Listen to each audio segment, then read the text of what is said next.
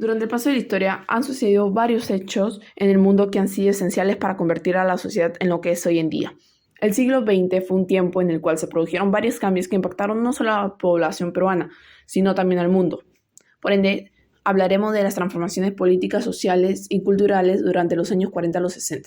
El grupo está conformado por Adriana Angulo, Gianluca Chávez, Ingrid Leiva y quien les habla, Gabriela Romero. Femenino hoy en día no es una lucha sino un derecho, pero durante siglos las mujeres no tenían el derecho de poder hacerlo, ni tenían el reconocimiento de poder ejercer cargos públicos. Gracias al movimiento liderado por Kate Sheppard, Nueva Zelanda fue el primer país en autorizar el voto femenino a las mujeres mayores de 21 años el 19 de septiembre de 1893. Sus pasos fueron seguidos por Finlandia en 1906. En los Estados Unidos se logró en el año 1920 solo para las mujeres de raza blanca. Las mujeres de raza negra no pudieron hasta 1967. En América Latina, Uruguay fue el primer país en hacerlo en 1927. En el Perú, la mujer peruana obtuvo su derecho al voto en 1955. El presidente Manuel Odría promulgó la ley que otorgaba a las mujeres peruanas el derecho al voto. Nuestro país fue el penúltimo en Sudamérica en reconocerlo, pero la lucha en conseguir ese derecho comenzó mucho antes. María Jesús Alvarado empezó a batallar por el derecho al voto en 1911. El desarrollo de la radio y televisión incrementó su uso sumamente rápido.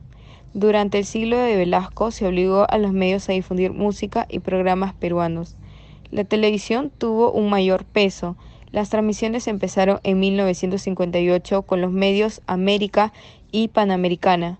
En 1980, durante el gobierno de Belaúnde, su primera medida del gobierno democrático fue devolver los medios confiscados a sus antiguos propietarios.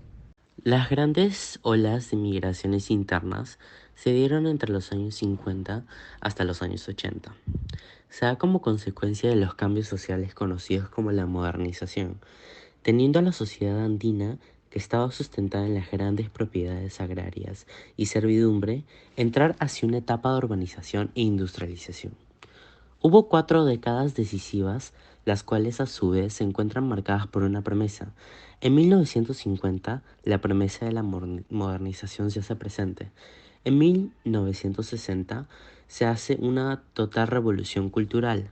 En 1970, se hace la revolución de la escuela.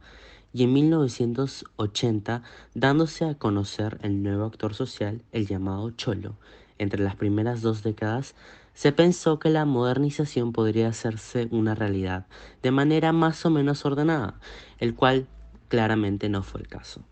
Mientras la capital se extendía a través de unidades vecinales o conjuntos habitacionales como el San Felipe, actualmente ubicado en el distrito de Jesús María, también se expandió de forma precaria por los migrantes indígenas, creando consigo las famosas barriadas, que son actualmente los barrios de El Agustino, Comas, Independencia, San Martín de Porres, entre otros. Otra transformación que sucede durante estas décadas es la expansión de la educación en el Perú. En la década de 1940, el primer gobierno de Manuel Prado estableció la educación inicial, la primaria común gratuita y obligatoria y la secundaria común con ingreso a la opción técnica, normal o artística. En 1945, Bustamante estableció la gratuidad de la secundaria para los alumnos egresados de escuelas fiscales, dando inicio a la expansión de la secundaria. En 1948, aparece la reforma del Fondo de Educación Nacional bajo el gobierno de Odría para financiar las obras de infraestructura, obteniendo recursos para la expansión educativa universitaria. Bajo el segundo mandato de Prado, en 1962, se creó el CENATI para responder a las crecientes necesidades de formación de técnicos.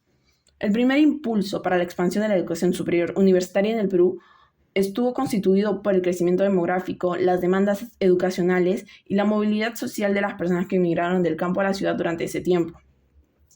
El gobierno de Belaúnde, de 1963 a 1968, impulsó la planificación educativa, elevó el atractivo de la carrera docente con la Ley 15.215, a la vez que elevó las remuneraciones. Asimismo, según INEI, durante este periodo hay una alta reducción de analfabetismo de un 18,7% en comparación a los siguientes años que se registraron en disminuciones menores.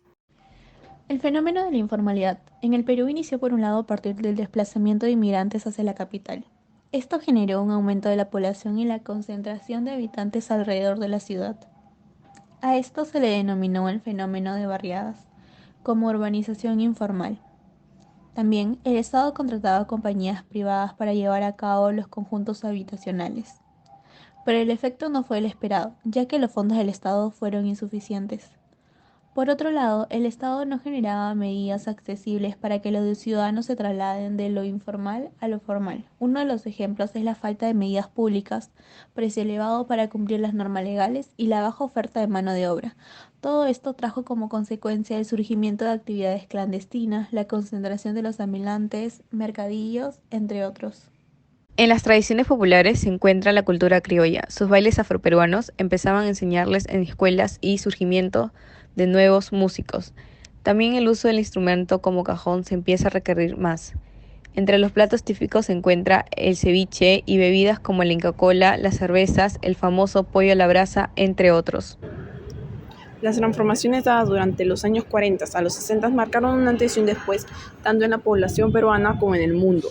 Los cambios sociales y culturales nos han convertido en una sociedad creativa, emprendedora y trabajadora. Sin embargo, a pesar de que hayan habido grandes avances por mejorar la situación, especialmente en el Perú, aún falta mucho por recorrer, ya que debido al mal liderazgo y la búsqueda del beneficio propio de nuestras autoridades, el país se ha visto estancado en su desarrollo.